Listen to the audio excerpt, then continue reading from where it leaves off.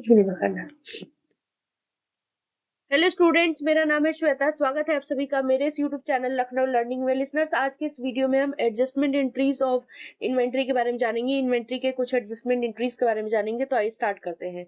तो लिसनर, जैसा कि आप स्क्रीन पर देख सकते हैं कि adjustment entries are crucial for accurately reflecting the value of inventory on financial statement. Here come on types of adjustment entries. बोला गया है कि एडजस्टमेंट एंट्रीज जो इन्वेंट्री की होती है बहुत इंपॉर्टेंट होती है, क्रूशियल होती है, जो कि इन्वेंट्री की वैल्यू को फाइनेंशियल स्टेटमेंट में बताती है। कुछ कॉमन टाइप्स दे रखे हैं इसके। तो पहला है परचेजेस और परचेजेस रिटर्न की, यानी कि जब हम एंट्री करते हैं परचेजेस की, entry for purchases when inventory is purchase, debit inventory, credit account payable और cash. Entry for return when inventory is return to a supplier, debit account payable और कैश, क्रेडिट इन्वेंट्री। क्या कहने का मतलब है कि जब भी आप परचेज की एंट्री करते हो, यानी कि कोई इन्वेंट्री आपने परचेज करी है, तो इन्वेंट्री को आप डेबिट साइड लिखते हो, यानी कि परचेज अकाउंट डेबिट करते हैं, यानी कि इन्वेंट्री जो होगा वो आप डेबिट साइड आएगा। और जब भी आप, क्योंकि आपने कुछ परचेज किया है तो आपके पास से कैश जाएगा या अकाउंट पेबल होगा, तो क्या होगा, क्रेडिट में भी जा सकता है और कैश में भी जा सकता है। तो आप क्रेडिट साइड में क्या लिखोगे, अकाउंट पेबल या फिर कैश लिख देंगे। रिटर्न यानी परचेज रिटर्न हो गई, तो जाहिर सी बात है परचेज अकाउंट जब हम डेबिट में लिखते हैं तो परचेज रिटर्न जो होता है लिसनर्स वो हमारा क्रेडिट साइड जाता है। यानी कि जब इन्वेंट्री रिटर्न करेंगे हम सप्लायर को, तो डेबिट साइड हमारा अकाउंट पेबल और कैश जाएगा, इसका जस्ट अपोजिट हो जाता है, और क्रेडिट साइड हमारा इन्वेंट्री जाती है। फिर आता है हमारा दूसरा जो हमारा एडजस्टमेंट एंट्री है वो है इन्वेंट्री काउंट एडजस्टमेंट। तो इसमें क्या होता है, at the end of an accounting period of physical count में reveal discrepancies between recorded and actual inventory. Entry for understated inventory if actual inventory is greater than recorded, debit inventory, credit inventory, shrinkage or cost of goods sold, COGS. Entry for overstated inventory if actual inventory is less than recorded, debit side लिखेंगे inventory shrinkage और COGS, और credit side inventory।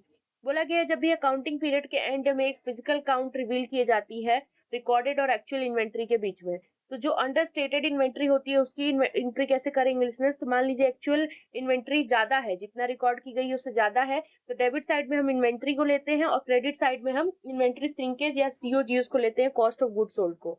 और जब over stated inventory की entry करते हैं, तो जब इसका मतलब होता है कि जब हमारी एक्चुअल इन्वेंट्री कम है रिकॉर्डेड इन्वेंट्री से, तो डेबिट साइड हम इन्वेंट्री श्रिंकेज या फिर सीओजीएस लिखेंगे और क्रेडिट साइड इन्वेंट्री मेंशन करते हैं। फिर आता है राइट ऑफ का। तो राइट ऑफ कैसे करेंगे, तो इसमें बताया गया if inventory becomes obsolete damaged और unsaleable, a write off is necessary. Entry for write off, debit loss on inventory write off for similar account, credit inventory. बोला गया अगर इन्वेंट्री मान लीजिए आपकी डैमेज हो जाए, खराब हो जाए, अनसेलेबल हो जाए, उसको बेचने लायक ना रहे, तो राइट ऑफ बहुत जरूरी हो जाता है उसका। तो एंट्री कैसे करेंगे, तो डेबिट साइड हमारे पास जो लॉस हुआ है यानी इन्वेंट्री राइट ऑफ करने से, तो वो डेबिट साइड जाएगा, या फिर उसी से रिलेटेड सिमिलर अकाउंट होगा वो आप डेबिट साइड लिख देंगे, और क्रेडिट साइड हमारी इन्वेंट्री जाती है। वो आता है जो हमारा लिसनर्स वो है adjusting for freight and handling cost.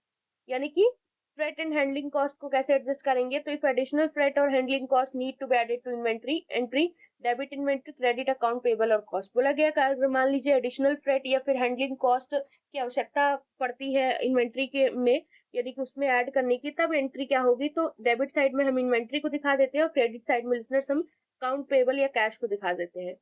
Fifth point की बात कर लेंगे लिसनर्स। फिफ्थ पॉइंट आता है adjustment for inventory valuation method. तो इन्वेंट्री वैल्यूएशन मेथड का एडजस्टमेंट कैसे होता है, तो if changing inventory valuation method example from LIFO to FIFO, adjustment में be necessary to reflect the new method. बोला गया चेंजिंग इन्वेंट्री वैल्यूएशन मेथड को हम अपनाते हैं, जैसे FIFO और LIFO हो गया, और एडजस्टमेंट जहां पर भी जरूरी होता है उस नए मेथड को रिफ्लेक्ट करने के लिए वहां पर वो चीजों को करते हैं। सो लिसनर्स, आज के लिए बस इतना ही। आई होप आपको सारी चीजें क्लियर हो गई होंगी। Thank you for watching.